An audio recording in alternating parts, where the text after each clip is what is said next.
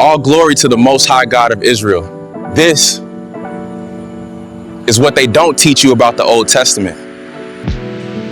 You were told the law was a burden, but Psalm says the law is perfect. You were never taught the covenant because they broke it and buried the truth. Not one prophet ever said his name, and yet you worship him? If Jesus was in the Old Testament, show me his explicit name today. What chapter, book, and verse? I'll wait.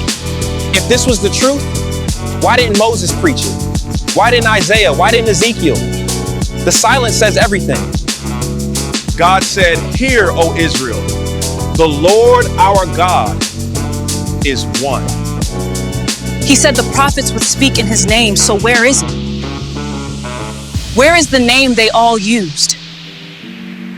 They'll give you 1,000 titles, but never the name the prophets used. Ask yourself why.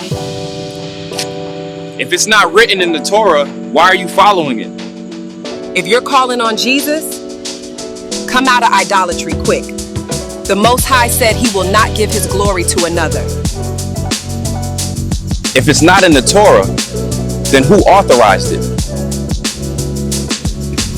They gave you statues, symbols, and Sunday rituals, but none of it came from Moses.